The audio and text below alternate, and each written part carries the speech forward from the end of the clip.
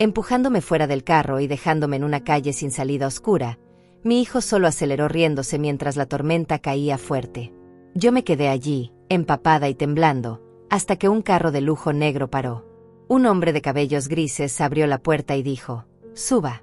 Usted va a acompañarme en mi reunión de negocios, y a cambio yo voy a darle una buena lección a su hijo». Esas palabras resonaban en mis oídos mientras mi cuerpo temblaba sin control, no solo por el frío que calaba hasta mis huesos, sino por el shock de lo que acababa de vivir. Mis rodillas seguían tocando el pavimento mojado, mis manos arrugadas intentaban encontrar algo sólido a que aferrarse en medio de esa oscuridad que me rodeaba. La lluvia golpeaba mi rostro con tanta fuerza que ya no sabía distinguir entre el agua que caía del cielo y las lágrimas que brotaban sin permiso de mis ojos cansados. Levanté la vista hacia ese hombre que me observaba desde la puerta abierta de su vehículo. Sus cabellos grises brillaban bajo la tenue luz de las farolas distantes, su traje oscuro se empapaba bajo la lluvia, pero él no parecía importarle en absoluto.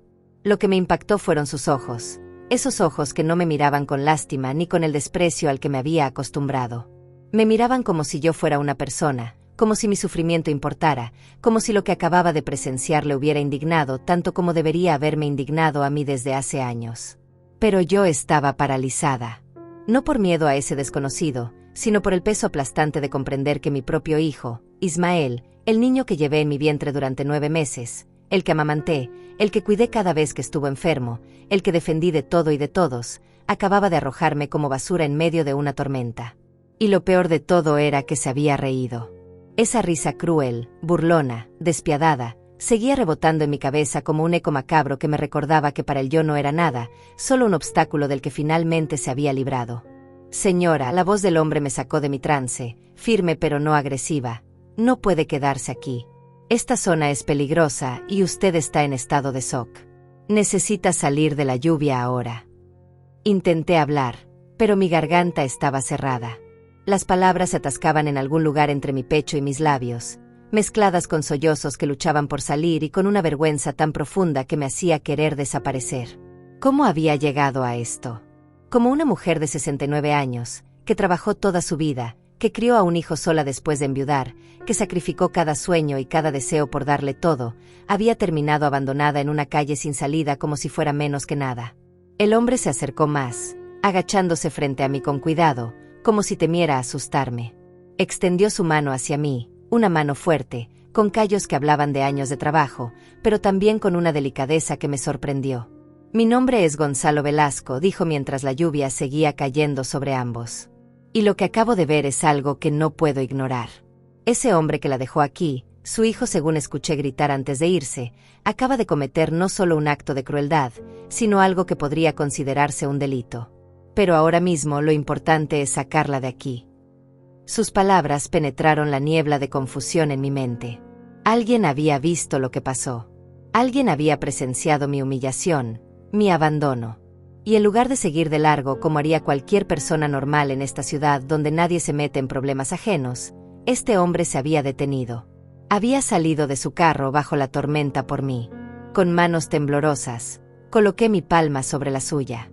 Sus dedos se cerraron alrededor de los míos con firmeza pero sin lastimarme, y me ayudó a ponerme de pie.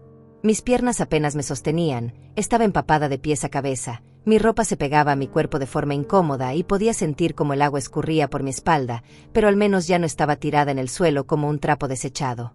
Gonzalo me guió hacia el carro con cuidado, sosteniendo mi brazo para asegurarse de que no me cayera. Abrió la puerta trasera y esperó pacientemente mientras yo me acomodaba en el asiento de cuero que olía a algo caro, a limpieza, a dignidad. El contraste entre el frío exterior y la calidez del interior del vehículo era tan marcado que mi cuerpo comenzó a temblar aún más fuerte, como si recién ahora se diera cuenta del peligro del que acababa de ser rescatada. Él cerró la puerta con suavidad, rodeó el carro y se sentó al volante. Por un momento no dijo nada, solo encendió la calefacción y ajustó las rejillas para que el aire caliente llegara directamente hacia mí. Después se giró en su asiento para mirarme, y en sus ojos vi algo que me desarmó por completo, respeto mezclado con una rabia contenida que claramente no estaba dirigida hacia mí. «¿Hace cuánto tiempo que su hijo la trata así?», preguntó directo, sin rodeos. La pregunta me golpeó como un puñetazo, porque asumía algo que yo apenas estaba comenzando a aceptar, que esto no era la primera vez, que esto era solo la culminación de algo que venía gestándose durante años. Abrí la boca para defender a Ismael, para decir que había sido solo un momento de locura, que él estaba estresado, que las cosas no eran tan malas, pero las palabras murieron en mis labios antes de nacer. Porque serían mentiras. Mentiras que me había dicho a mí misma durante tanto tiempo que casi había llegado a creerlas. No sé, susurré finalmente. Mi voz sonaba extraña, quebrada, como si perteneciera a otra persona. Años, supongo. Al principio eran cosas pequeñas. Comentarios que yo justificaba, órdenes que yo seguía porque pensaba que así lo hacía feliz. Después empezó a manejar mi dinero, la pensión que recibo de mi difunto esposo. Decía que era por mi propio bien, que yo no sabía administrar, que lo gastaría en tonterías. Y yo le creí. Gonzalo escuchaba en silencio, su expresión cada vez más seria. No me interrumpió, no trató de apurarme, solo esperó a que yo encontrara las palabras que había estado enterrando durante demasiado tiempo. Después vinieron las reglas, continué, sintiendo como las compuertas se abrían y todo comenzaba a salir. No podía salir sin su permiso. No podía ver a mis amigas porque según él me llenaban la cabeza de ideas. No podía gastar ni $1 sin que él lo aprobara. Me decía que era una carga, que debería estar agradecida de que me permitiera vivir en su casa, cuando esa casa la compré yo con el dinero del seguro de vida de mi esposo. Mi voz se quebró en la última frase. Gonzalo cerró los ojos por un momento, como si estuviera procesando lo que acababa de escuchar, y cuando los abrió nuevamente, había en ellos una determinación férrea que me asustó y me reconfortó al mismo tiempo. Señora Lorenza, dijo, y me sorprendió que supiera mi nombre hasta que recordé que Ismael lo había gritado con desprecio antes de abandonarme. Lo que me está describiendo es abuso. Abuso económico, psicológico y ahora físico. Y lo que voy a decirle tal vez le parezca extraño viniendo de un desconocido, pero necesito que lo escuche. Se tomó un momento, eligiendo sus palabras con cuidado. En 30 minutos tengo una reunión de negocios crucial. Voy a encontrarme con varios empresarios importantes de esta ciudad para cerrar un contrato que vale millones de dólares. Normalmente no mezclaría mi vida personal con mis negocios, pero lo que acabo de presenciar cambió eso. Me miró fijamente, y había algo en su mirada que me hizo sentir que estaba a punto de decir algo que cambiaría todo. Quiero que me acompañe a esa reunión. Quiero que entre conmigo a ese salón, que se siente a mi lado, que esas personas la vean. Y a cambio, yo me voy a encargar personalmente de que su hijo entienda que lo que hizo hoy tiene consecuencias. Que el abuso que ha ejercido sobre usted durante años no va a quedar impune. Me quedé mirándolo sin poder procesar completamente lo que acababa de proponer. ¿Por qué un desconocido haría algo así por mí? ¿Qué ganaba él ayudando a una mujer vieja y abandonada? La desconfianza que Ismael había sembrado en mí durante años me susurraba que esto era demasiado bueno para ser verdad, que debía haber una trampa, que nadie hacía nada sin esperar algo a cambio. Como si pudiera leer mis pensamientos, Gonzalo agregó. No le estoy pidiendo nada más que su presencia. No hay segundas intenciones. No espero nada de usted excepto que me dé la oportunidad de ayudarla a recuperar su dignidad. Mis manos temblaban sobre mi regazo mientras el carro de Gonzalo avanzaba por las calles mojadas de la ciudad. Las luces de los edificios se reflejaban en el pavimento como manchas de colores difusos, y yo seguía intentando procesar lo que acababa de pasar, lo que estaba pasando ahora mismo. Un desconocido me había rescatado de la peor humillación de mi vida y ahora me pedía que lo acompañara a una reunión de negocios. Nada de esto tenía sentido, y sin embargo, aquí estaba yo, sentada en el asiento trasero de un carro que probablemente costaba más que todo lo que había ganado en mi vida. Cerré los ojos por un momento, tratando de calmar mi respiración, pero detrás de mis párpados solo veía el rostro de Ismael. Su expresión de desprecio cuando me empujó del carro, esa risa cruel que todavía resonaba en mis oídos como una maldición. ¿Cómo había llegado mi hijo a convertirse en eso?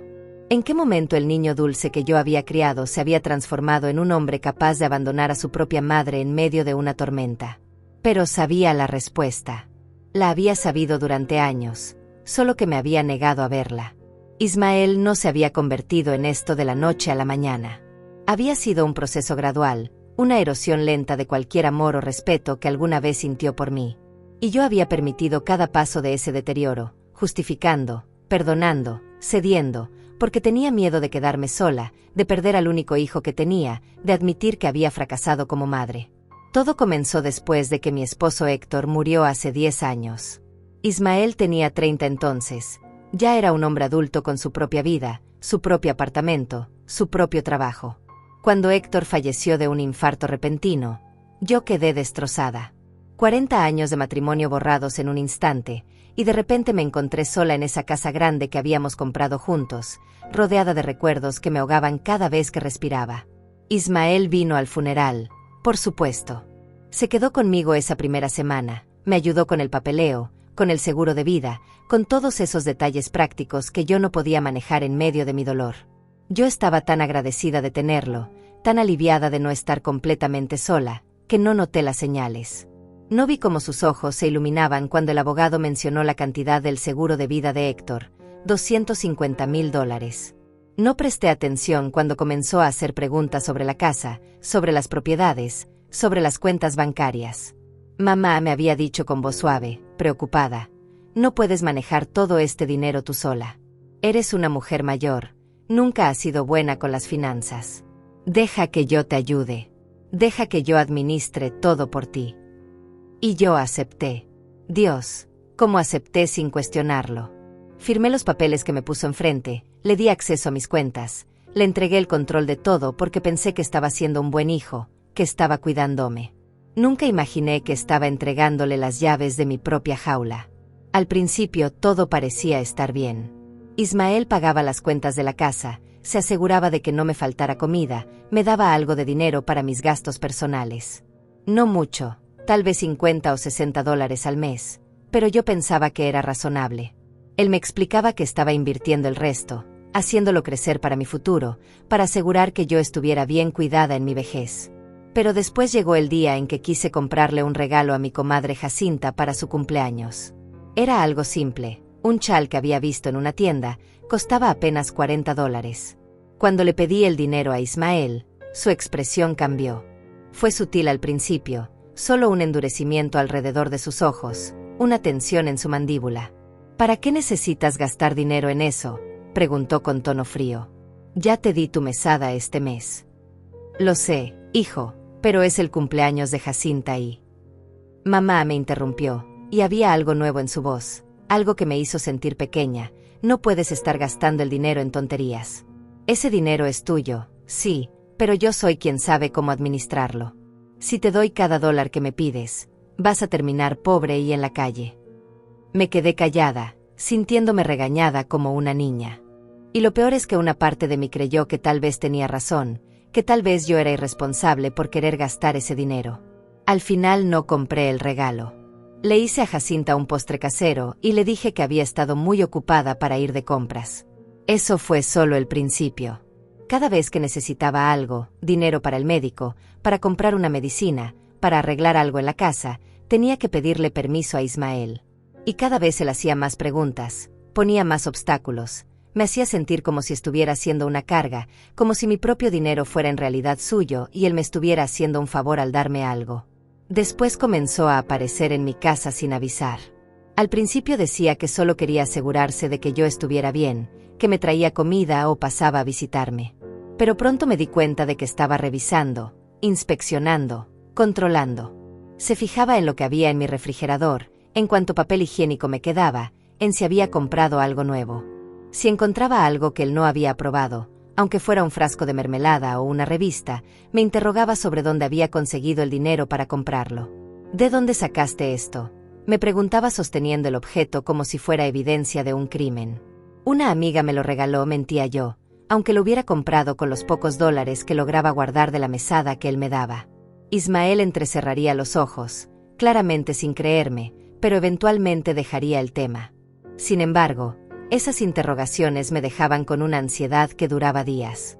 Empecé a tener miedo de comprar cualquier cosa, de aceptar regalos de amigas, de hacer algo que pudiera despertar su sospecha o su enojo. Las visitas de mis amigas también comenzaron a molestarle. Si llegaba y encontraba a Jacinta o alguna otra conocida tomando café conmigo, se ponía tenso, distante. Después de que se iban, me decía cosas como: esas mujeres solo quieren aprovecharse de ti, mamá. Saben que tienes dinero y están buscando la manera de sacarte algo. Hijo, son mis amigas de toda la vida. Jamás. Tú eres muy ingenua, me interrumpía con tono condescendiente. No conoces a la gente como yo la conozco. Confías demasiado y eso es peligroso. Por eso necesitas que yo te cuide, que te proteja de personas que quieren aprovecharse de una mujer mayor como tú. Y yo, Dios me perdone, le creía. O al menos quería creerle. Porque la alternativa era aceptar que mi propio hijo me estaba manipulando, aislándome, convirtiéndome en una prisionera en mi propia vida. Y eso era demasiado doloroso para enfrentarlo. Las visitas de mis amigas se hicieron menos frecuentes. No porque ellas dejaran de buscarme, sino porque yo empecé a poner excusas. Estaba cansada, no me sentía bien, tenía cosas que hacer. La verdad era que no quería lidiar con el interrogatorio de Ismael después, con sus insinuaciones de que ellas solo me querían por mi dinero, con la culpa que me hacía sentir por tener vida social. Hace 3 años, Ismael llegó con una propuesta que en ese momento me pareció razonable. Su apartamento era pequeño, estaba teniendo problemas económicos según él, y sugirió que se mudara conmigo. La casa era grande, tenía espacio de sobra, y él argumentó que así podría cuidarme mejor, estar pendiente de mí, asegurarse de que no me pasara nada. A tu edad, mamá, no deberías estar viviendo sola, me dijo con falsa preocupación. ¿Qué pasa si te caes? ¿Si te enfermas en la noche? Nadie estaría ahí para ayudarte. Acepté. Por supuesto que acepté. La idea de tener compañía, de no estar sola en esa casa llena de fantasmas, era tentadora. Pensé que tal vez esto nos acercaría, que recuperaríamos la relación que habíamos tenido cuando él era niño. ¡Qué tonta fui! Cuando Ismael se mudó, trajo consigo un cambio radical en la dinámica de la casa. Porque ahora ya no era mi casa, era la suya. Él tomaba todas las decisiones, desde que se comía hasta qué hora debían apagarse las luces. Yo me convertí en una invitada en mi propio hogar, caminando de puntillas, tratando de no molestar, de no hacer ruido, de no existir demasiado. Empezó a atraer mujeres. Al principio solo una, después otra más. Yo nunca decía nada, me encerraba en mi habitación cuando escuchaba voces desconocidas, fingía no darme cuenta cuando encontraba evidencia de sus encuentros en la sala o en la cocina. Pero él sabía que yo sabía, y parecía disfrutar de mi incomodidad. Es mi casa también, mamá, me decía cuando yo finalmente reunía valor para mencionar algo. O mejor dicho, técnicamente es mi casa ya que yo soy quien paga todo. Esa mentira me dolía más que cualquier otra cosa. Porque yo sabía la verdad. Sabía que la casa estaba pagada desde antes de que Héctor muriera, que el dinero que Ismael supuestamente usaba para mantenerla venía de mi propio seguro de vida, de mi pensión. Pero él había retorcido la realidad de tal manera que hasta yo misma comenzaba a dudar de lo que era verdad. El carro de Gonzalo giró en una esquina, sacándome de mis pensamientos oscuros. Me di cuenta de que habíamos estado conduciendo en silencio durante varios minutos, y él me había dado ese espacio sin presionarme, sin exigir respuestas. Levanté la vista y lo encontré observándome por el espejo retrovisor. Su expresión era difícil de leer, pero había algo en sus ojos que me hacía sentir segura. Señora Lorenza, dijo finalmente con voz suave, sé que esto es abrumador y que probablemente está confundida sobre por qué estoy haciendo esto. Pero hay algo que necesita entender. Hizo una pausa, como si estuviera eligiendo cuidadosamente sus siguientes palabras. Hace 10 años, perdí a mi madre. Murió sola en un asilo donde mis hermanos y yo la habíamos puesto porque era más conveniente para nuestras vidas ocupadas. Nunca nos molestamos en preguntarle si eso era lo que ella quería. Nunca la escuchamos cuando decía que se sentía abandonada. Y cuando murió, fue rodeada de extraños, no de la familia que ella crió y amó. Su voz se quebró ligeramente al final, y vi cómo apretaba el volante con más fuerza. Vivo con esa culpa cada día de mi vida. Y cuando la vi a usted tirada en esa calle, abandonada por su propio hijo, fue como si el universo me estuviera dando una segunda oportunidad. No puedo cambiar lo que hice con mi madre, pero tal vez puedo ayudarla a usted. Tal vez puedo asegurarme de que al menos una madre no termine destruida por la crueldad de sus hijos. Sus palabras me golpearon con una fuerza inesperada. No era lástima lo que lo motivaba, era redención. Y de alguna manera, eso lo hacía todo más real, más genuino. Los últimos 2 años habían sido los peores. Ismael ya no se molestaba en fingir respeto o cariño. Me trataba abiertamente como si fuera un mueble viejo que ocupaba espacio en su casa, algo que toleraba por obligación, pero que en realidad quisiera tirar a la basura. Cada conversación era una oportunidad para recordarme lo inútil que era, lo mucho que le costaba mantenerme, lo agradecida que debería estar de que no me hubiera echado a la calle. «Mamá, otra vez dejaste las luces encendidas», me gritaba desde la sala. «¿Sabes cuánto cuesta la electricidad? Claro, tú no pagas nada, así que ¿qué te importa desperdiciar mi dinero?» «Mi dinero», quería gritar. «Es mi dinero el que estás gastando, mi casa en la que vives, mi vida la que has tomado como si fuera tuya». Pero nunca lo hacía. Las palabras morían en mi garganta antes de formarse, porque había aprendido que contradecir a Ismael solo empeoraba las cosas. Dejé de cocinar porque todo lo que preparaba estaba mal. Demasiado salado, demasiado suave, muy grasoso, muy seco. No importaba qué hiciera, siempre había una crítica, un comentario despectivo que convertía cada comida en una experiencia humillante. Eventualmente Ismael tomó el control de la cocina también, preparando solo lo que él quería comer y dejándome las sobras, si es que quedaba algo. Recuerdo una noche hace 6 meses, cuando preparó pollo asado con papas. El olor llenó la casa y mi estómago gruñó de hambre porque no había comido nada decente en días. Cuando se sentó a comer, me acerqué tímidamente a la cocina esperando que me ofreciera algo. Él me miró y sonrió, esa sonrisa fría que había aprendido a temer. «¿Tienes hambre, mamá?», preguntó con falsa dulzura. «Sí, hijo. Huele muy bien lo que preparaste». «Lástima que solo hice para mí», dijo volviendo su atención al plato. «Deberías haber cocinado algo para ti antes. Pero bueno, hay pan en la alacena. Con eso puedes arreglártelas». Me quedé ahí parada, viendo cómo devoraba ese pollo mientras mi estómago se retorcía de hambre y humillación. Esa noche cené 2 rebanadas de pan seco con un vaso de agua. Ismael dejó los huesos del pollo en el fregadero para que yo los lavara. El dinero se volvió un tema constante de conflicto, o mejor dicho, de control absoluto. Los $60 mensuales que me daba se redujeron a 40, después a 30, después a nada. Cuando le preguntaba por qué, siempre tenía excusas preparadas. «Los gastos han aumentado, mamá. La casa necesita reparaciones. Los impuestos subieron, la comida está carísima. Además, ¿para qué necesitas dinero si yo te doy todo lo que necesitas?» Pero no me daba nada. Ni siquiera productos básicos de higiene personal. Tuve que empezar a racionar el champú, el jabón, el papel higiénico. Llegó un punto en que no tenía pasta de dientes y tuve que usar bicarbonato de sodio para limpiarme los dientes. Cuando Ismael se dio cuenta, se burló. «Mira a la señora importante usando remedios de pobres», se rió.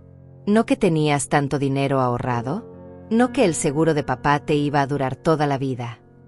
Quise decirle que ese dinero había desaparecido misteriosamente bajo su administración, que las inversiones de las que siempre hablaba nunca se materializaron en ningún beneficio para mí, que sospechaba que se había gastado cada dólar en su propio estilo de vida mientras me mantenía en la miseria. Pero no dije nada. Nunca decía nada. Mis amigas dejaron de visitarme por completo porque Ismael había dejado claro que no eran bienvenidas. La última vez que Jacinta vino a verme, hace más de un año, él abrió la puerta y le dijo con frialdad: «Mi madre está descansando y no quiere visitas. Además, creo que es mejor que no vuelvas. Estas visitas la alteran y después yo soy quien tiene que lidiar con sus cambios de humor». Jacinta intentó protestar, decir que éramos amigas de décadas, pero Ismael cerró la puerta en su cara. Yo estaba en mi habitación, escuchando todo, llorando en silencio porque ni siquiera tenía el valor de salir a defender mi derecho a tener amigas, a tener una vida más allá de estas 4 paredes que se habían convertido en mi prisión. Después de ese día, dejé de recibir llamadas también. Me di cuenta mucho después de que Ismael había cambiado mi número de teléfono sin decirme, dándome un celular nuevo y diciéndome que el anterior estaba dañado. El nuevo teléfono solo tenía su número guardado. Nadie más podía contactarme, y yo no tenía forma de contactar a nadie. «Es por tu seguridad, mamá», explicó cuando finalmente me atreví a preguntar por qué ya nadie me llamaba. «Hay muchos estafadores que se aprovechan de personas mayores. Así yo puedo filtrar las llamadas y protegerte». Protegerme. Esa palabra se había convertido en su justificación para todo. Me protegía de mis amigas, de mi dinero, de mi libertad, de mi dignidad. Me protegía tanto que ya no quedaba nada de mí para proteger. Las salidas también fueron eliminadas. Antes iba al mercado una vez por semana, aunque solo fuera para caminar un poco, para ver gente, para sentirme parte del mundo. Pero Ismael decidió que eso también era un desperdicio. ¿Para qué vas a ir tú si yo puedo comprar todo cuando salga del trabajo?, decía. A tu edad deberías estar descansando, no caminando por ahí bajo el sol. Pero cuando él compraba, solo traía lo básico y siempre lo mínimo. Arroz, frijoles, algunas verduras que ya estaban pasadas porque las conseguía en oferta. Nunca frutas frescas, nunca un pequeño gusto, nunca algo que me hiciera sentir que valía la pena levantarme cada mañana. Dejé de salir de la casa por completo. Días se convertían en semanas, semanas en meses. Mis músculos se debilitaron por la falta de ejercicio, mi piel se volvió pálida por la ausencia de sol.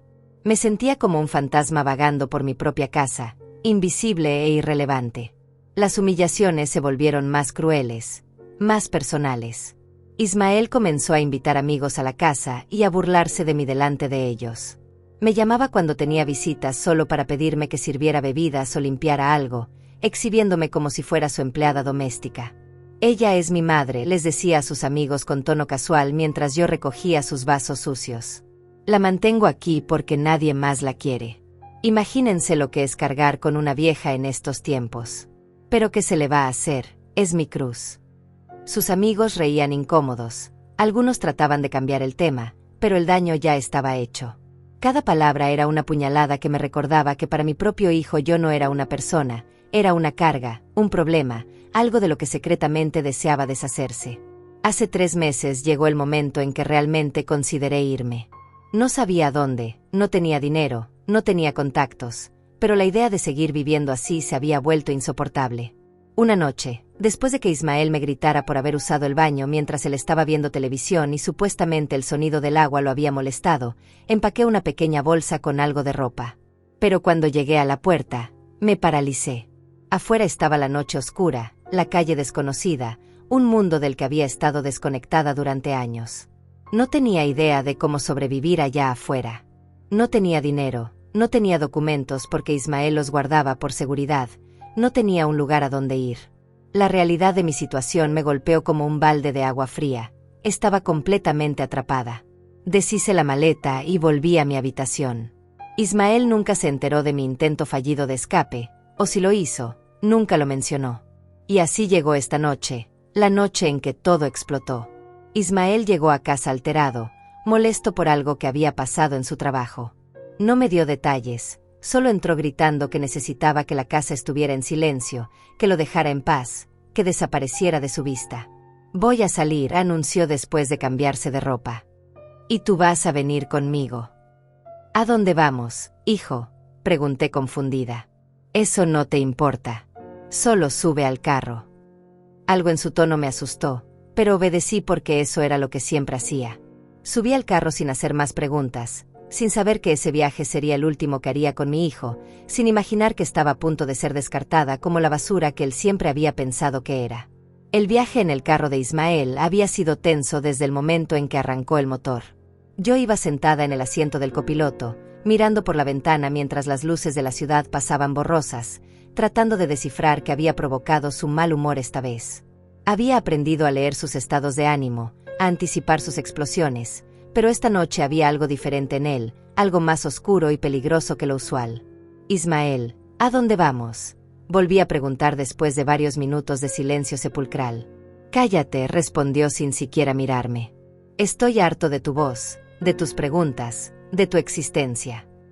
Sus palabras me golpearon como bofetadas, pero me quedé callada. Apreté mis manos sobre mi regazo, sintiendo cómo temblaban ligeramente.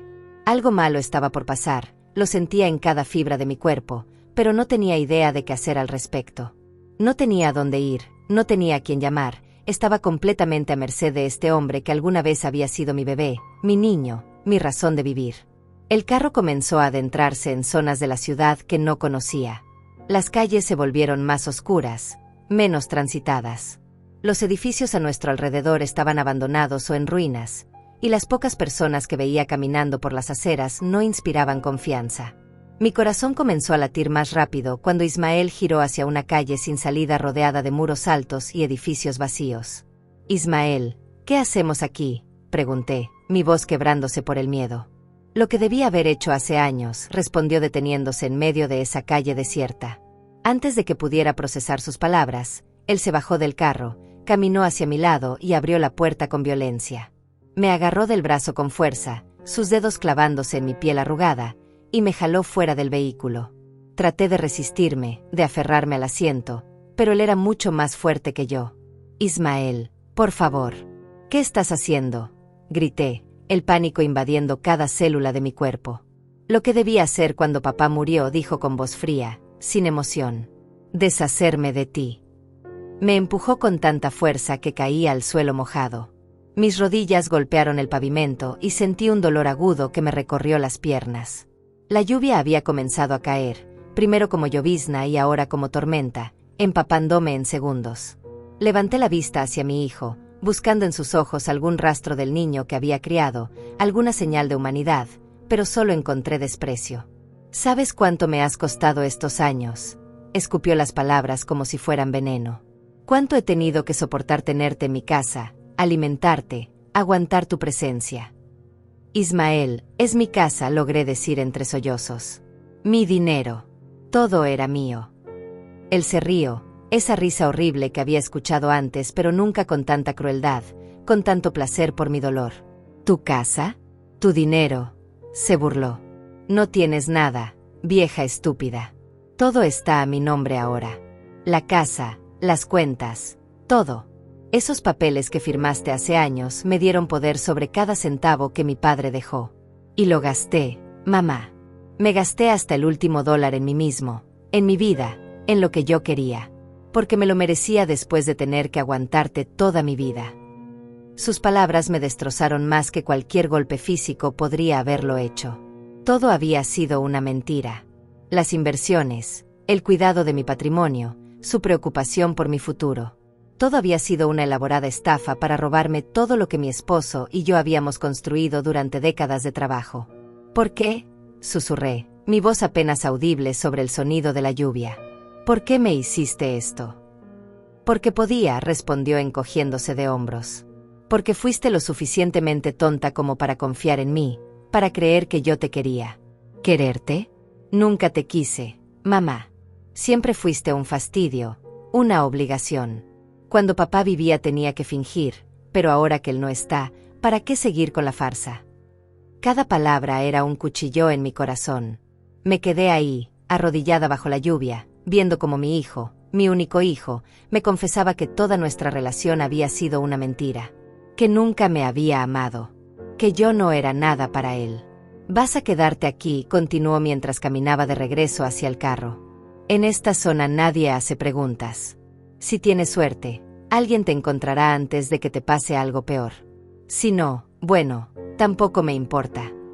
Ismael, no puedes dejarme aquí, grité, tratando de ponerme de pie, pero mis piernas no me respondían. Por favor. Soy tu madre. Él se detuvo justo antes de subir al carro y me miró por última vez. No había duda en sus ojos, no había conflicto interno, no había ni siquiera un destello de remordimiento. Exacto. Eres mi madre.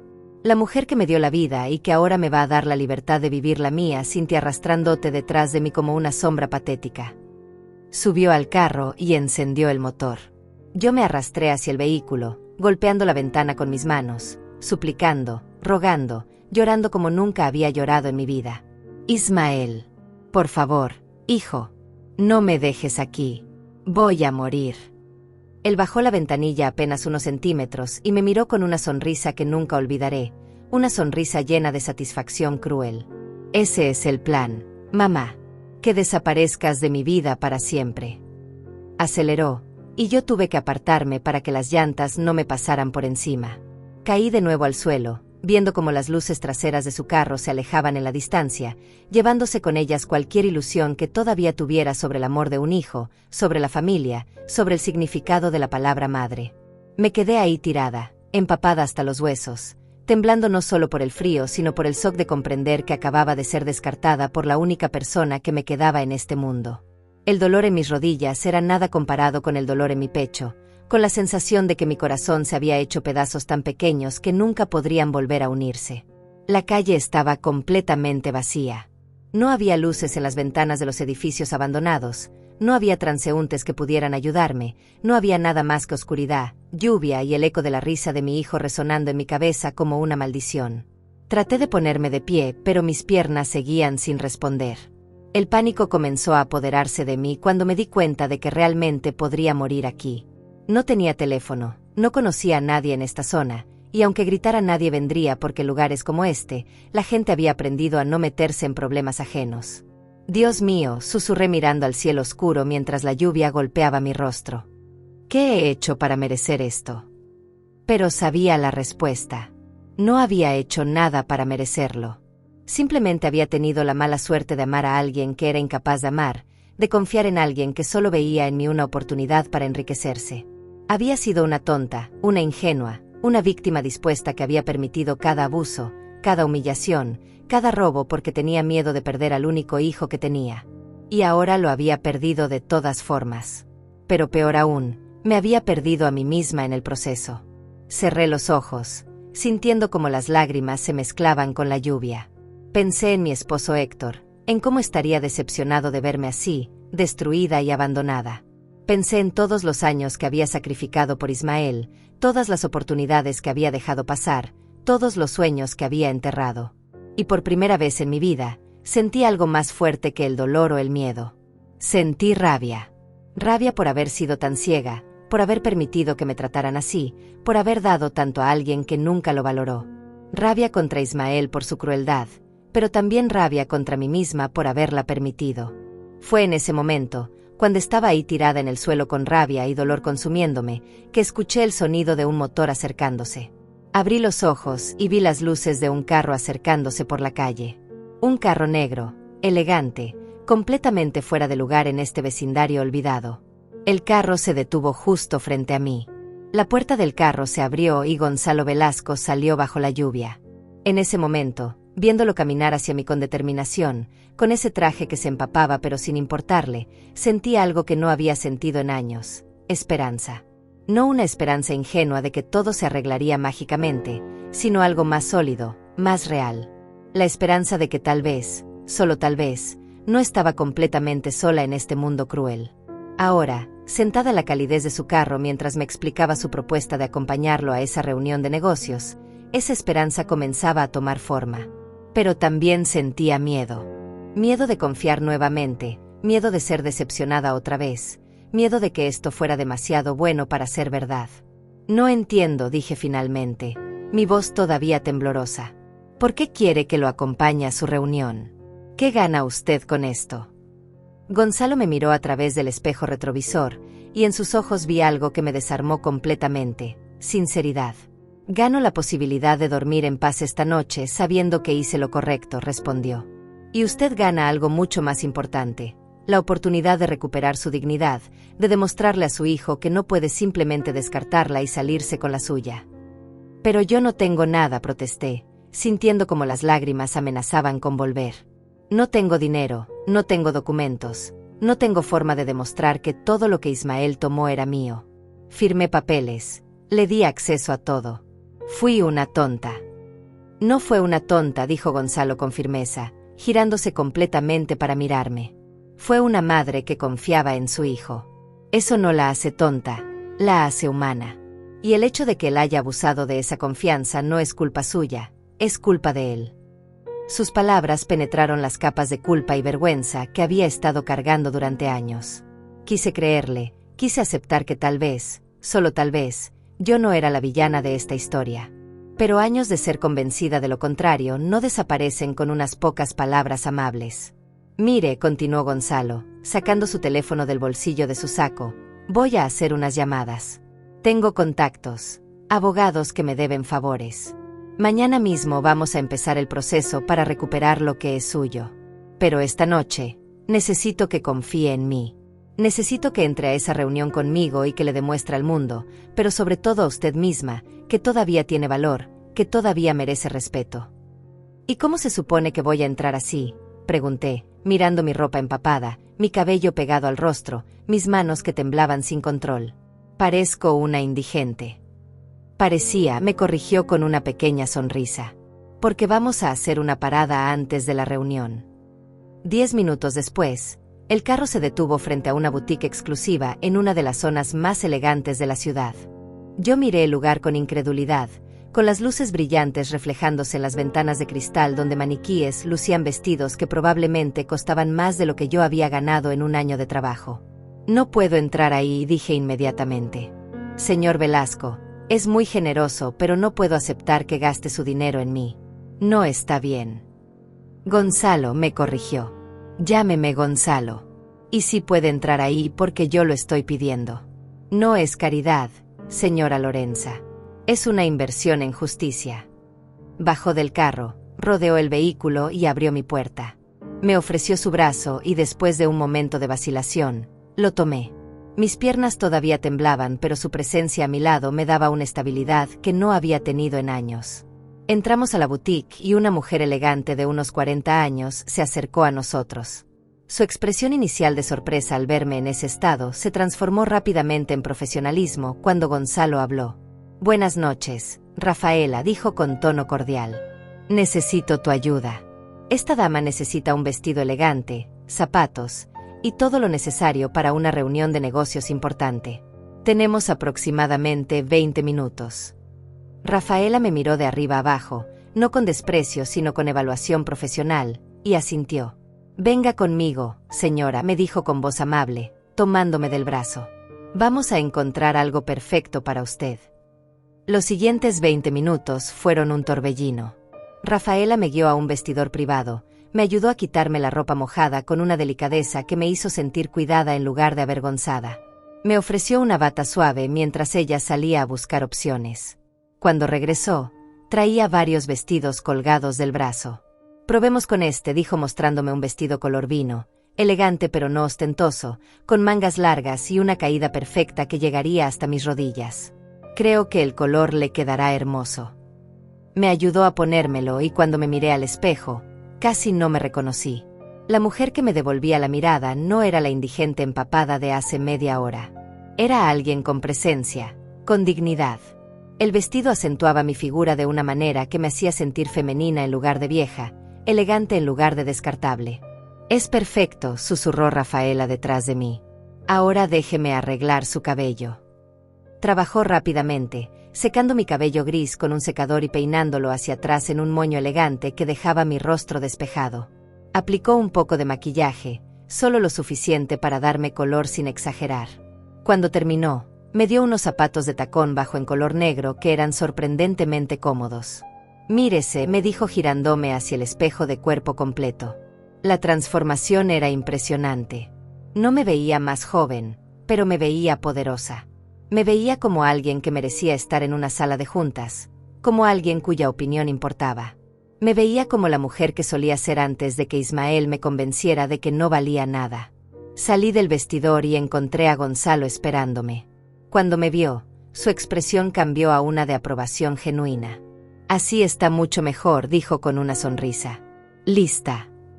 Asentí, aunque mi corazón latía con fuerza por los nervios. Gonzalo le entregó su tarjeta de crédito a Rafaela sin siquiera preguntar el precio, y en minutos estábamos de regreso en el carro, conduciendo hacia el hotel donde se llevaría a cabo la reunión. Durante el trayecto, Gonzalo me explicó de qué se trataba la reunión. Estaba cerrando un contrato con varios inversionistas para un desarrollo inmobiliario importante, un proyecto que involucraría millones de dólares. Serían 6 hombres además de él, todos empresarios importantes de la ciudad. No necesita hablar si no quiere, me aseguró. Solo necesito que esté ahí, que se siente con la espalda recta, que les muestre a esos hombres que usted es alguien de valor. Y cuando terminemos, vamos a usar esos mismos contactos para empezar a recuperar lo que su hijo le robó. Y si me preguntan quién soy, dije, sintiendo como el pánico comenzaba a trepar por mi garganta. Diremos la verdad, respondió con calma. Que es una inversionista potencial que estoy considerando incluir en futuros proyectos. No es mentira, señora Lorenza. Cuando recuperemos su dinero, podría invertir si así lo desea. Pero por ahora, solo necesito que confíe en mí. El carro se detuvo frente a un hotel de 5 estrellas, con valet parking y un portero que inmediatamente abrió mi puerta. Gonzalo salió y rodeó el vehículo para ofrecerme su brazo. Lo tomé, sintiendo como mis manos temblaban pero tratando de mantener la compostura. Respire, me dijo en voz baja mientras caminábamos hacia la entrada. Usted merece estar aquí tanto como cualquiera de esos hombres. Más, de hecho, porque usted ha sobrevivido cosas que ellos nunca entenderán. Entramos al lobby del hotel, con sus pisos de mármol y candelabros de cristal colgando del techo. Todo era opulento, intimidante, completamente ajeno a mi realidad de los últimos años. Pero Gonzalo caminaba con tal confianza, con tal seguridad de que yo pertenecía ahí, que comencé a creerlo también. Subimos en el elevador hasta el piso 15, donde estaba reservado un salón privado. Cuando las puertas se abrieron, pude ver a través de las puertas de vidrio a varios hombres ya sentados alrededor de una mesa larga. Todos vestían trajes caros, todos tenían esa aura de poder que viene con el dinero y la influencia. Gonzalo me miró una última vez antes de entrar. Lista para recordarle al mundo quién es usted realmente. Respiré profundo. Pensé en Ismael riéndose mientras me abandonaba en esa calle oscura, pensé en todos los años de humillación y abuso, pensé en la mujer que había sido antes de perderme a mí misma. Y por primera vez en años, sentí algo parecido a la valentía. Sí, dije con voz más firme de lo que esperaba. Estoy lista. Las puertas del salón se abrieron y todos los ojos se volvieron hacia nosotros. Gonzalo entró con la confianza de alguien acostumbrado a comandar espacios como este, y yo caminaba a su lado tratando de mantener la compostura, de no dejar que mis piernas temblaran, de no permitir que el miedo me dominara.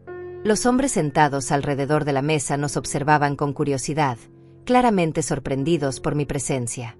Buenas noches, caballeros, saludó Gonzalo con voz firme mientras me guiaba hacia una silla junto a la cabecera de la mesa. Disculpen el retraso. Permítanme presentarles a la señora Lorenza Pacheco, una asociada que estará acompañándonos esta noche. Me ayudó a sentarme con una caballerosidad que me hizo sentir importante, valorada. Los hombres murmuraron saludos educados, algunos con más curiosidad que otros. Yo solo asentí con la cabeza, manteniendo la expresión serena, aunque por dentro sentía que mi corazón iba a salirse de mi pecho. Gonzalo tomó asiento a mi lado y comenzó la reunión como si nada fuera inusual. Habló de proyectos, de inversiones, de números que hacían girar mi cabeza. Millones de dólares se mencionaban con la misma facilidad con la que yo solía hablar de comprar verduras en el mercado. Estos hombres vivían en un mundo completamente diferente al mío, un mundo donde el dinero no era una preocupación, sino una herramienta para crear más dinero. Pero mientras escuchaba, algo dentro de mí comenzó a despertar. Recordé que yo también había tenido dinero una vez. No millones, pero suficiente para vivir con dignidad, para tomar mis propias decisiones. Y mi esposo Héctor lo había ganado trabajando honestamente durante décadas. Ese dinero representaba años de esfuerzo, de sacrificio, de sueños. Y mi hijo lo había robado como si no significara nada. Señora Pacheco, la voz de uno de los hombres me sacó de mis pensamientos. Era mayor, tal vez de 70 años, con cabello completamente blanco y ojos astutos. Tiene experiencia en inversiones inmobiliarias. La pregunta me tomó por sorpresa. Por un momento, el pánico amenazó con paralizarme. Pero entonces sentí la mano de Gonzalo rozar ligeramente la mía por debajo de la mesa, un gesto sutil de apoyo que me dio la fuerza que necesitaba. No en el sentido formal, respondí, sorprendida por lo firme que sonaba mi voz. Pero comprendo el valor de la propiedad. Mi esposo y yo compramos nuestra casa hace 30 años, cuando el vecindario apenas estaba desarrollándose. La pagamos con trabajo duro y decisiones cuidadosas. Aprendí que el verdadero valor de una propiedad no está solo en el precio, sino en lo que representa: seguridad, estabilidad, un futuro. El hombre mayor asintió con aprobación, y vi cómo algunos de los otros intercambiaban miradas de respeto. Gonzalo me miró de reojo con una pequeña sonrisa que decía bien hecho. La reunión continuó durante casi una hora. Yo no hablé mucho más, pero cuando lo hice con honestidad, con la sabiduría que viene de haber vivido 69 años, de haber perdido y ganado, de haber amado y sido traicionada. Y me di cuenta de algo sorprendente. Estos hombres poderosos me escuchaban. No con condescendencia, no como si estuvieran humillando a una vieja, sino con genuino interés. Cuando la reunión terminó y los contratos fueron firmados, los hombres se levantaron para despedirse. Varios se acercaron a estrechar mi mano, a decir que había sido un placer conocerme. Uno de ellos, Un hombre de unos 50 años llamado Norberto Quintero me entregó su tarjeta. Si alguna vez está interesada en explorar oportunidades de inversión, señora Pacheco, sería un honor trabajar con usted, dijo con sinceridad. Tomé la tarjeta sintiendo algo extraño. Respeto. Estos hombres me respetaban. Después de años de ser tratada como basura en mi propia casa, desconocidos me estaban ofreciendo respeto simplemente porque me había presentado con dignidad. Cuando todos se fueron, Gonzalo y yo nos quedamos solos en el salón. Él se recostó en su silla y me miró con una expresión que era difícil de descifrar. Lo hizo increíble, dijo finalmente. Mejor de lo que esperaba, si soy honesto. No hice nada, respondí, sintiendo como la adrenalina comenzaba a desvanecerse y el cansancio del día me golpeaba. Solo estuve sentada ahí. Hizo mucho más que eso, me contradijo. Se mantuvo firme, habló con sabiduría cuando lo hizo, y les mostró a esos hombres que usted es alguien digno de respeto. Eso no es poca cosa, señora Lorenza. Me quedé callada, procesando sus palabras. Había algo en la forma en que me hablaba, con tanto respeto y consideración genuina, que me hacía querer llorar. No lágrimas de tristeza esta vez, sino lágrimas de gratitud mezcladas con una tristeza profunda por darme cuenta de cuánto había perdido al permitir que Ismael me tratara como lo hizo. ¿Por qué está haciendo esto realmente?, pregunté en voz baja. Y no me diga que es solo por su madre. Hay algo más, ¿verdad? Gonzalo suspiró y se inclinó hacia adelante, sus manos entrelazadas sobre la mesa. Tiene razón. Hay algo más, admitió. Cuando vi a ese hombre abandonarla en esa calle, cuando escuché cómo se reía mientras la dejaba ahí para que muriera, algo en mí se rompió. Porque reconocí esa crueldad. La vi en mis propios hermanos cuando decidieron deshacerse de mi madre, cuando la pusieron en ese asilo contra su voluntad solo porque era más conveniente para sus vidas ocupadas. Hizo una pausa, sus ojos distantes como si estuviera reviviendo un momento doloroso. Yo fui cómplice de eso. No protesté, no luché por ella, simplemente acepté que era lo mejor. Y cuando murió sola y asustada, me prometí que si alguna vez tenía la oportunidad de enmendar ese error, la tomaría. Usted me está dando esa oportunidad, señora Lorenza. Déjeme ayudarla. No solo por usted, sino por la paz de mi propia alma. Sus palabras me conmovieron profundamente. Este hombre, este extraño que me había rescatado de la oscuridad, estaba cargando con su propio peso de culpa y dolor. Y de alguna manera, ayudarme a mí era su forma de sanar. Entonces déjeme preguntarle algo, dije, mirándolo directamente a los ojos. Si vamos a hacer esto, si realmente vamos a enfrentar a Ismael y recuperar lo que me quitó, necesito saber hasta dónde está dispuesto a llegar. Porque mi hijo no va a rendirse fácilmente. Va a mentir, a manipular, a hacer todo lo posible para mantener lo que robó.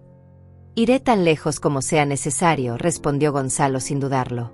Dentro de los límites de la ley, por supuesto. Pero tengo recursos, contactos, abogados. Y más importante aún, tengo la determinación de asegurarme de que la justicia se haga. Su hijo va a responder por lo que hizo. Sentí como algo se asentaba dentro de mí, una decisión que había estado formándose durante toda la noche. Por primera vez en años, iba a hacer algo por mí misma. No por miedo, no por obligación, no para complacer a alguien más. Lo iba a hacer porque lo merecía, porque había sufrido suficiente, porque era hora de recuperar mi vida. Está bien, dije, mi voz sonando más fuerte de lo que había sonado en años. Hagámoslo.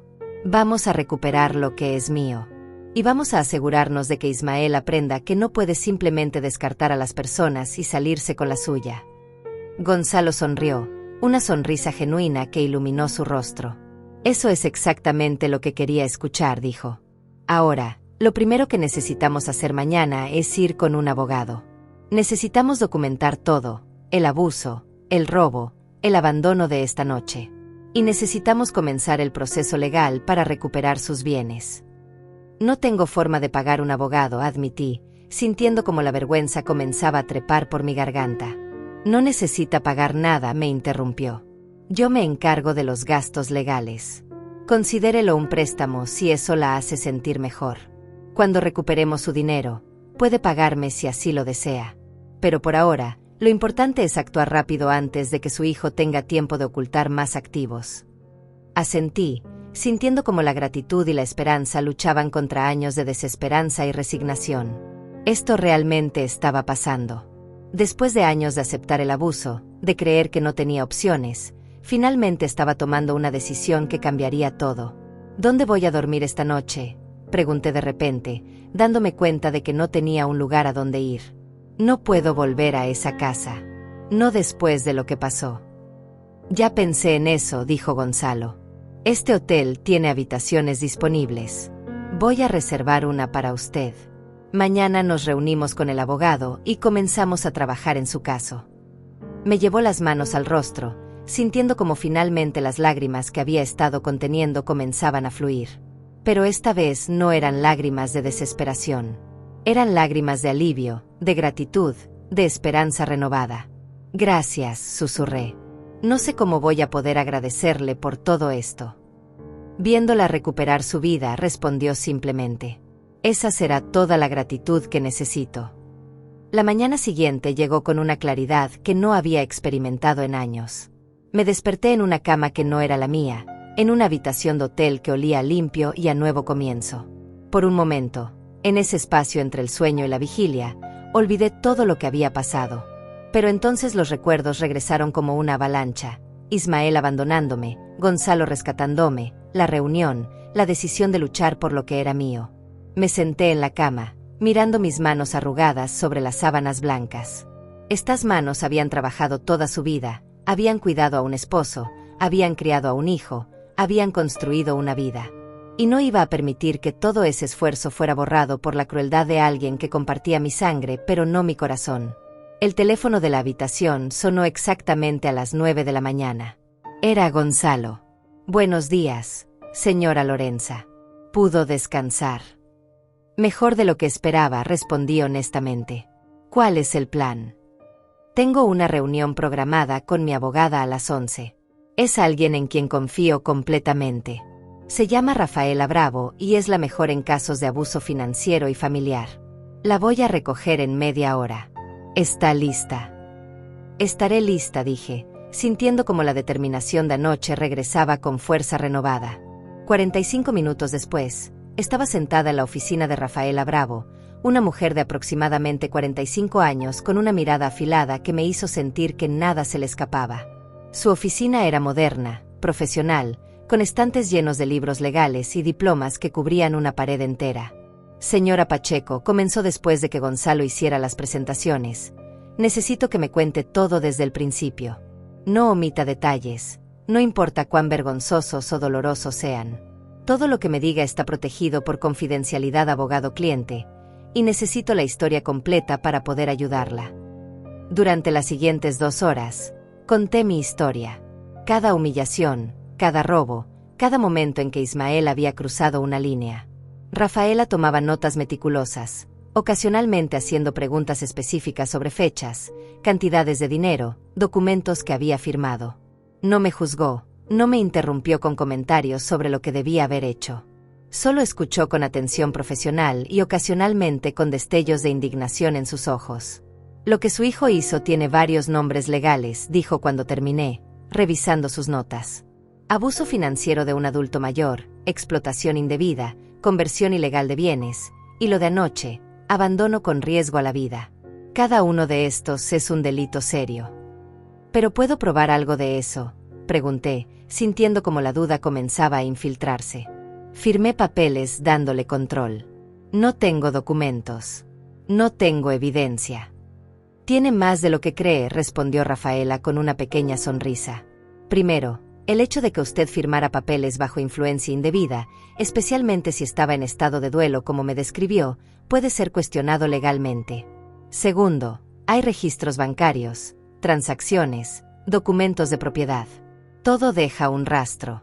Y tercero, tiene un testigo de lo que pasó anoche. Miró a Gonzalo, quien asintió. Vi todo. Vi cómo la empujó del carro, escuché lo que dijo. Puedo testificar sobre el estado en que la encontré, confirmó él. Perfecto, dijo Rafaela escribiendo algo más. Ahora, lo primero que vamos a hacer es presentar una orden de protección temporal contra Ismael. Esto evitará que se acerque a usted mientras resolvemos el asunto legal. Segundo, Vamos a solicitar una auditoría de todas las cuentas y propiedades que estaban a su nombre antes de que usted le diera poder a su hijo. Tercero, vamos a presentar cargos criminales por lo que hizo anoche. Cargos criminales, repetí, sintiendo como mi estómago se revolvía. Una cosa era recuperar mi dinero, otra muy diferente era mandar a mi hijo a prisión. Rafaela me miró con comprensión, pero también con firmeza. Señora Pacheco, entiendo que es su hijo y que esto es doloroso. Pero lo que él hizo no solo fue cruel, fue criminal. La dejó en una zona peligrosa durante una tormenta con la intención de que sufriera daño o muriera. Eso no es solo maltrato familiar, es intento de homicidio en algunos estados. Y si no enfrenta consecuencias, ¿qué le impide hacerlo nuevamente o hacérselo a otra persona? Sus palabras me golpearon con fuerza. Tenía razón. Si yo no hacía nada, Ismael aprendería que podía salirse con la suya, que no había límites a lo que podía hacer sin consecuencias. Y tal vez encontraría a otra víctima, tal vez otra mujer mayor que confiara en él. Tiene razón, dije finalmente. Hagámoslo todo. La orden de protección, la auditoría, los cargos. Todo. Rafaela sonrió con aprobación y comenzó a preparar los documentos necesarios. Mientras trabajaba, Gonzalo se inclinó hacia mí. ¿Está segura de esto? Todavía puede echarse atrás si lo necesita. Estoy segura, respondí, y me sorprendió darme cuenta de que era verdad. Pasé demasiados años teniendo miedo, cediendo, permitiendo que me tratara como basura porque temía perderlo. Pero ya lo perdí. Lo perdí hace años, cuando decidió que el dinero era más importante que su madre. Ahora solo estoy haciendo oficial lo que ya es realidad. 3 horas después, salimos de la oficina de Rafaela con una carpeta llena de documentos legales. La orden de protección temporal había sido aprobada y sería entregada a Ismael ese mismo día por un oficial. La auditoría financiera ya estaba en proceso. Y los cargos criminales serían presentados en 48 horas, dándole tiempo a Rafaela de compilar toda la evidencia necesaria. ¿Y ahora qué?, pregunté mientras caminábamos hacia el carro de Gonzalo. Ahora esperamos, respondió él. Ismael va a recibir la orden de protección hoy. Y cuando se dé cuenta de que está siendo investigado, va a reaccionar. Probablemente va a tratar de contactarla, de intimidarla, de convencerla de que retire todo. Por eso es crucial que no esté sola. ¿Dónde voy a quedarme?, pregunté, dándome cuenta de que no había pensado en eso. No puedo seguir en el hotel indefinidamente. Tengo una propiedad que no estoy usando, dijo Gonzalo después de un momento. Es un apartamento pequeño, pero cómodo en una zona segura. Puede quedarse ahí mientras resolvemos todo esto. Sin costo, antes de que proteste. Considérelo parte de asegurar que esté a salvo. Quise protestar, decir que ya había hecho demasiado, pero la realidad era que no tenía opciones. No tenía dinero, no tenía lugar a donde ir, no tenía a nadie más que me ayudara. Así que solo asentí con gratitud. Esa tarde, Gonzalo me llevó al apartamento. Era tal como lo había descrito, pequeño pero acogedor, con muebles simples pero cómodos, en un edificio con seguridad en la entrada. Me mostró cómo funcionaba todo, me dejó dinero para comida y necesidades básicas, y me dio su número con instrucciones de llamarlo si necesitaba cualquier cosa. Ismael probablemente recibirá la orden de protección en las próximas horas, me advirtió antes de irse. Es posible que trate de llamarla si todavía tiene su número. No le conteste. Si aparece aquí, que no debería poder hacerlo porque no sabe dónde está, llame a la policía inmediatamente. Entendido. Entendido, respondí, sintiendo como el miedo comenzaba a trepar por mi columna vertebral. Gonzalo debió ver mi expresión porque agregó con voz suave. Va a estar bien, señora Lorenza. Está a salvo aquí. Y no está sola. Yo voy a estar pendiente, Rafaela va a estar trabajando en su caso, y la ley está de su lado ahora. Cuando se fue, me senté en el sofá del apartamento y miré alrededor. Este espacio pequeño representaba más libertad de la que había tenido en años. Nadie iba a gritarme aquí, nadie iba a controlarme, nadie iba a hacerme sentir que no valía nada. Era mío, aunque fuera temporalmente. El teléfono que Gonzalo me había dado esa mañana, un celular básico para reemplazar el que Ismael controlaba, vibró en mi bolsillo. Lo saqué y vi un mensaje de un número desconocido. Mi corazón se aceleró mientras lo abría. Mamá, Acabo de recibir una orden de protección. ¿Qué demonios está pasando? ¿Dónde estás? Necesitamos hablar ahora. No puedes hacer esto. Soy tu hijo. Era Ismael. De alguna manera había conseguido mi nuevo número, tal vez de algún registro en la oficina de Rafaela o tal vez había sus propios métodos. Mis manos temblaban mientras leía el mensaje, y por un momento, el viejo miedo regresó. El miedo a su ira, a decepcionarlo, a estar sola. Pero entonces recordé su risa cuando me abandonó en esa calle oscura. Recordé años de humillación y abuso. Recordé que él mismo había dicho que nunca me había querido, que yo era solo una carga de la que quería deshacerse. Borré el mensaje sin responder. Y por primera vez en mi vida, sentí algo parecido al poder. Los siguientes días fueron una tormenta de emociones y actividad legal que nunca hubiera imaginado experimentar a mis 69 años. Rafaela trabajaba incansablemente, llamándome cada día con actualizaciones sobre el progreso del caso. La auditoría financiera había revelado exactamente lo que yo sospechaba, pero había tenido miedo de confirmar. Ismael había gastado casi la totalidad del seguro de vida de Héctor en sí mismo durante los últimos 10 años. $250,000, me dijo Rafaela durante una de nuestras reuniones en su oficina, mostrándome documentos que detallaban cada transacción. Gastados en carros de lujo, viajes, ropa, entretenimiento.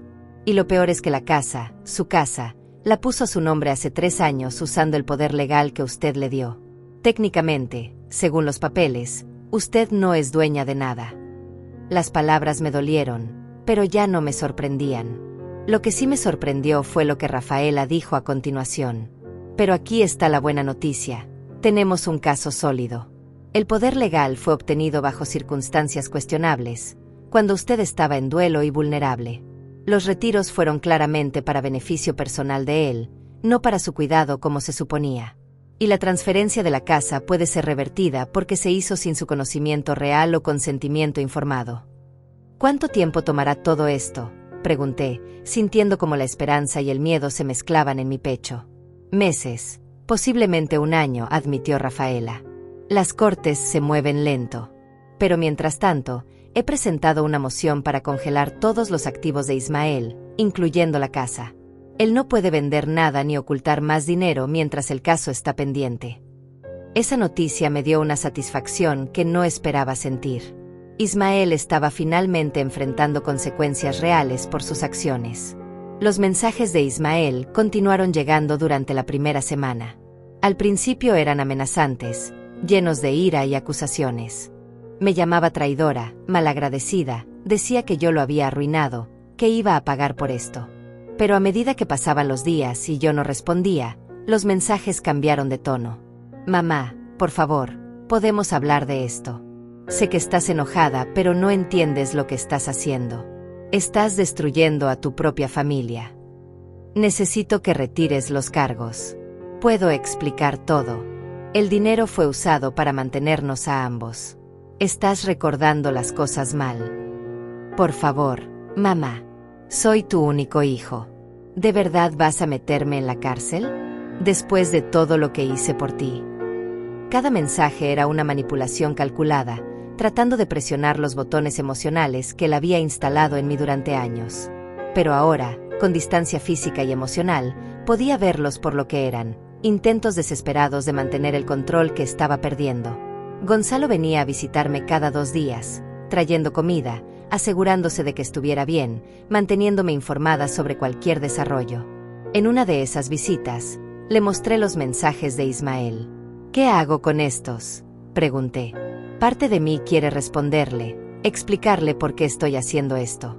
Pero otra parte sabe que no va a entender, que solo va a usar cualquier cosa que diga en mi contra. Su instinto es correcto, dijo Gonzalo después de leer algunos mensajes. No responda. Pero guarde todos estos mensajes. Son evidencia de acoso y pueden ser útiles en el caso. Además, muestran su verdadero carácter. Primero amenaza, después manipula, nunca se disculpa realmente o acepta responsabilidad. Tenía razón.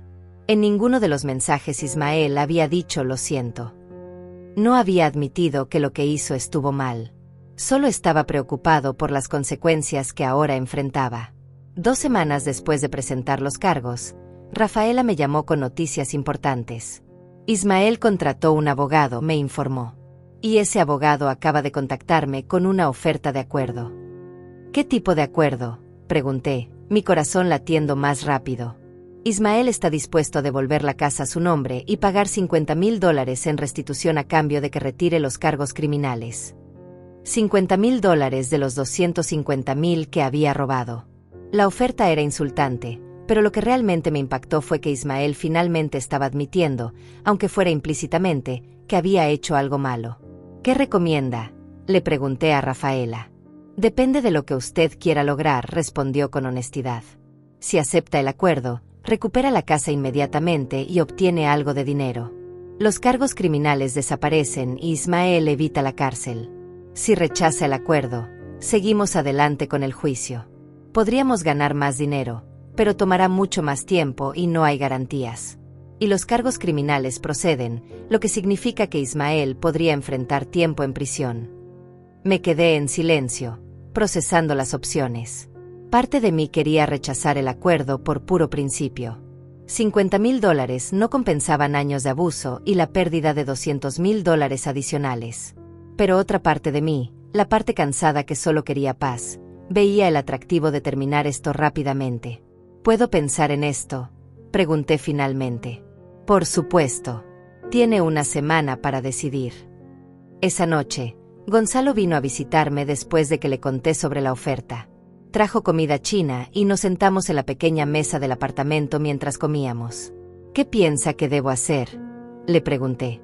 Creo que la única persona que puede responder eso es usted, dijo con cuidado. ¿Qué es lo que realmente quiere, señora Lorenza? ¿Justicia o paz? No puedo tener ambas, pregunté con una pequeña sonrisa amarga. A veces sí, a veces no, respondió. En este caso, probablemente tenga que elegir. Si acepta el acuerdo, obtiene la casa de vuelta, obtiene algo de dinero, y esto termina. Puede empezar a reconstruir su vida sin la carga de un juicio largo. Pero Ismael esencialmente se sale con la suya con un castigo menor. Hizo una pausa antes de continuar. Si rechaza el acuerdo y sigue adelante, hay una posibilidad de recuperar más dinero. Hay una posibilidad de que Ismael enfrente tiempo en prisión por lo que hizo. Pero también significa meses o años de procedimientos legales, de confrontaciones, de mantener viva esa herida. Y aún así, no hay garantía de que gane. Sus palabras resonaron en mí durante días. Pensé en lo que realmente quería. ¿Quería venganza? ¿Quería ver a Ismael en prisión pagando por lo que me hizo? Parte de mí sí lo quería. Pero otra parte, la parte que había criado a ese niño, que lo había amado incluso cuando él no me amaba, solo quería cerrar este capítulo y seguir adelante. Al cuarto día, tomé mi decisión. Llamé a Rafaela. Voy a aceptar el acuerdo, le dije. Pero con una condición adicional. ¿Cuál? Quiero que Ismael firme un documento reconociendo públicamente lo que hizo. No necesito que vaya a prisión, pero necesito que quede registro de su abuso. Que si alguna vez trata de hacerle esto a alguien más, haya evidencia de su comportamiento previo. Hubo una pausa del otro lado de la línea, y después escuché la sonrisa en la voz de Rafaela. Eso es brillante, señora Pacheco. Voy a agregar esa condición a la contrapropuesta. 2 días después, Rafaela me llamó nuevamente. Ismael aceptó, dijo. Todas las condiciones. La casa será transferida de vuelta a su nombre, le pagará los $50,000 en pagos mensuales de $2,000 durante los próximos 25 meses, y firmó una declaración admitiendo el abuso financiero y emocional.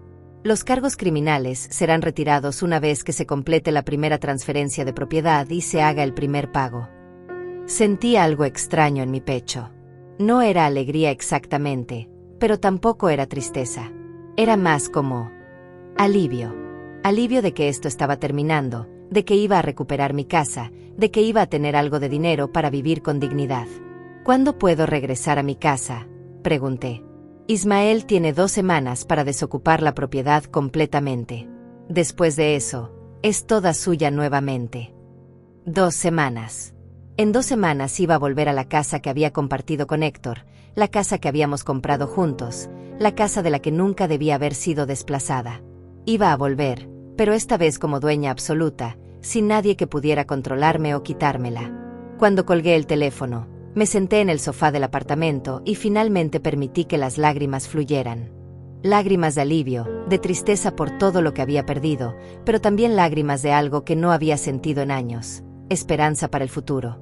El día que regresé a mi casa fue soleado, irónico considerando la tormenta que había marcado mi salida de ella. Gonzalo insistió en acompañarme, y agradecí su presencia porque no sabía qué esperar. Cuando el carro se detuvo frente a la propiedad, me quedé sentada por un momento, solo mirando la fachada que conocía tan bien. Esta casa guardaba décadas de recuerdos, los buenos años con Héctor, la risa de Ismael cuando era niño, pero también los años oscuros de abuso y control. ¿Está lista?, preguntó Gonzalo con suavidad. Sí, respondí, y esta vez lo estaba. Entramos juntos. La casa estaba vacía, más vacía de lo que recordaba. Ismael se había llevado todo lo que consideraba suyo, que resultó ser más de lo que esperaba. Pero lo esencial permanecía, los muebles básicos, la cocina, las camas.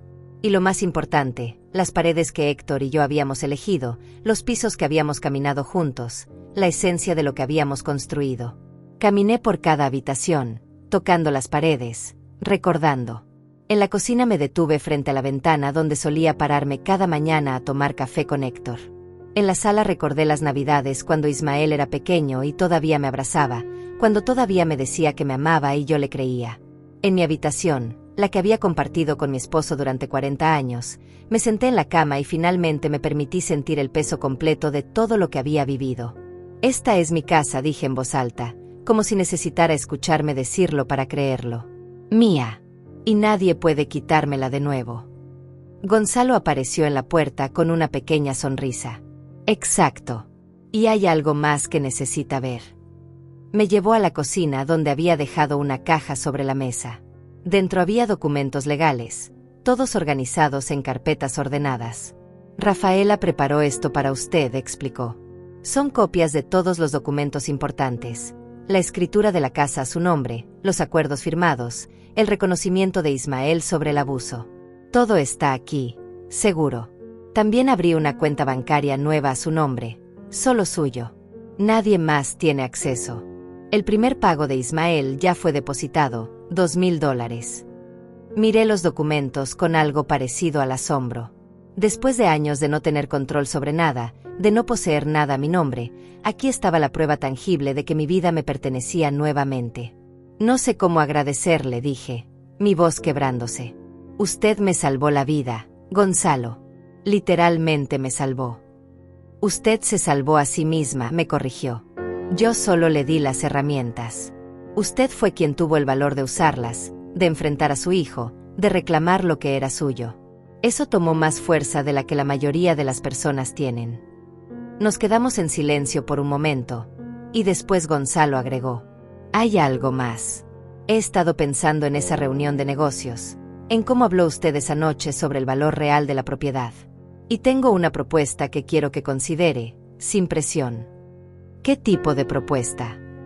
Estoy desarrollando un complejo de viviendas para personas mayores, apartamentos con servicios de cuidado, pero que permiten independencia y dignidad. Es un proyecto que me apasiona después de lo que pasó con mi madre. Y me gustaría que usted fuera mi consultora. No necesita experiencia formal en bienes raíces. Necesito su perspectiva, su experiencia vivida sobre lo que las personas de su edad realmente necesitan y quieren. Me quedé mirándolo, sin poder procesar completamente lo que estaba diciendo. ¿Quiere contratarme? ¿A mí? Sí. Le pagaría $2,000 al mes para empezar, por tal vez 10 horas de consultas mensuales. Reuniones donde pueda compartir su opinión sobre diseños, servicios, políticas. Ayudarme a asegurar que este proyecto realmente sirva a las personas a las que está destinado. $2,000 al mes, además de los 2,000 que recibiría de Ismael. $4,000 mensuales, más que suficiente para vivir con dignidad y comodidad. Pero más que el dinero, era el respeto implícito en la oferta. Alguien valoraba mi opinión, mi experiencia, mi existencia. Acepto, dije sin dudarlo. Me encantaría ayudar. Las semanas siguientes fueron de ajuste y redescubrimiento. Limpié la casa de arriba abajo, borrando cualquier rastro de Ismael que quedara. Compré cortinas nuevas, plantas para la sala, pequeñas cosas que me hacían feliz. Con el dinero que tenía ahora podía permitirme esos pequeños lujos que había extrañado durante años. También empecé a reconectarme con el mundo exterior. Llamé a Jacinta, mi vieja amiga que Ismael había alejado de mí. Al principio ella estaba cautelosa, lastimada por años de ser rechazada, pero cuando le expliqué todo lo que había pasado, lloró conmigo por teléfono. Lorenza, nunca dejé de preocuparme por ti, me dijo. Sabía que algo estaba mal, pero no sabía cómo ayudarte. Ahora estoy bien, le aseguré. Y me encantaría que vinieras a tomar café algún día, como solíamos hacer. 2 días después, Jacinta estaba sentada en mi cocina, las dos tomando café y poniéndonos al día sobre años perdidos. Me contó sobre sus nietos, sobre su vida, y yo le conté sobre mi prueba y mi renacimiento. No hubo juicio en sus ojos, solo amor y apoyo. Gonzalo cumplió su promesa sobre el trabajo de consultoría. Me invitó a reuniones con arquitectos y diseñadores, y descubrí que realmente tenía opiniones valiosas que ofrecer. Cuando señalaba que los baños necesitaban barras de apoyo más resistentes, o que las cocinas debían tener gabinetes a altura accesible, los profesionales tomaban notas. Mi voz, silenciada durante tanto tiempo, ahora era escuchada y valorada. 1 mes después de regresar a mi casa, recibí una carta certificada. Era de Ismael, aunque no firmada personalmente sino a través de su abogado. En ella, informaba que había cumplido con el segundo pago según el acuerdo y que continuaría haciéndolo. No había disculpa personal, no había reconocimiento de lo que había hecho más allá de lo legalmente requerido. Y me di cuenta de que estaba bien con eso. No necesitaba su arrepentimiento para seguir adelante. No necesitaba que me amara o que reconociera el dolor que había causado. Lo único que necesitaba era mi libertad, mi dignidad y mi vida de vuelta. Y eso ya lo tenía. Una tarde, mientras trabajaba en el jardín que había descuidado durante años, Gonzalo pasó a visitarme. Se sentó en los escalones del porche, observándome arrancar malas hierbas y plantar flores nuevas. «Se ve bien», dijo. «Feliz». «Lo estoy», respondí, y me sorprendió darme cuenta de que era verdad. Por primera vez en años, realmente lo estoy. ¿Alguna vez piensa en él? En Ismael. La pregunta me hizo pausar. Dejé la pala en el suelo y me senté junto a Gonzalo en los escalones. Sí, admití. Pienso en el niño que fue, en el hijo que esperaba que fuera. Y siento tristeza por lo que se perdió, por la relación que nunca tuvimos realmente. Pero ya no siento culpa. Ya no me pregunto qué hice mal como madre o cómo pude haberlo cambiado. Algunas personas simplemente eligen ser quienes son, y no es responsabilidad nuestra cargar con esa elección. Gonzalo asintió con comprensión. Mi madre hubiera querido que fuera tan sabio como usted, dijo con una pequeña sonrisa triste. Me tomó años llegar a esa comprensión. Nunca es tarde para aprender, le dije, poniendo mi mano arrugada sobre la suya. Y nunca es tarde para hacer las paces con nuestros errores. Usted me ayudó a mí, y al hacerlo, tal vez se ayudó a sí mismo también. Nos quedamos sentados ahí mientras el sol comenzaba a ponerse, 2 personas que habían encontrado redención el uno a través del otro. Yo, la madre descartada que había recuperado su valor. Él, el hijo culpable que había encontrado una manera de enmendar su pasado. Esa noche, sola en mi casa, me paré frente al espejo de mi habitación. Miré a la mujer de 69 años que me devolvía la mirada. Sus cabellos grises, sus arrugas que contaban historias de risa y llanto, sus ojos que habían visto tanto dolor pero que ahora brillaban con algo nuevo, determinación y paz. Sobreviviste, le dije a mi reflejo. Sobreviviste y ganaste. Y nadie puede quitarte eso. Pensé en aquella noche lluviosa cuando Ismael me había dejado en esa calle oscura, seguro de que estaba descartándome para siempre. Pensé en cómo había estado arrodillada en el pavimento mojado, sintiendo que mi vida había terminado. Y ahora aquí estaba, en mi propia casa, con mi propia vida, con mi propio futuro. La dignidad, descubrí, no tiene edad. El valor de una persona no disminuye con los años, ni con las arrugas, ni con el cabello gris. Y la familia verdadera no es la que comparte tu sangre, sino la que honra tu existencia, la que te protege en lugar de destruirte. Ismael había querido desaparecerme de su vida. En cierto modo, lo había logrado. Yo había desaparecido de su mundo. Pero en el proceso, había reaparecido en el mío propio. Y esa, me di cuenta mientras apagaba las luces y me preparaba para dormir en paz, era la mejor venganza que pude haber tenido. No su sufrimiento, sino mi libertad. No su arrepentimiento, sino mi renacimiento. No su castigo, sino mi paz. Y mientras cerraba los ojos esa noche, rodeada por las paredes de la casa que Héctor y yo construimos, protegida por las leyes que Rafaela había invocado, apoyada por la bondad que Gonzalo había mostrado, supe con certeza absoluta que había tomado la decisión correcta. Porque al final, después de todo el dolor y toda la lucha, lo único que realmente importaba era esto: yo estaba en casa. En mi casa. Y nadie podría quitármela nunca más.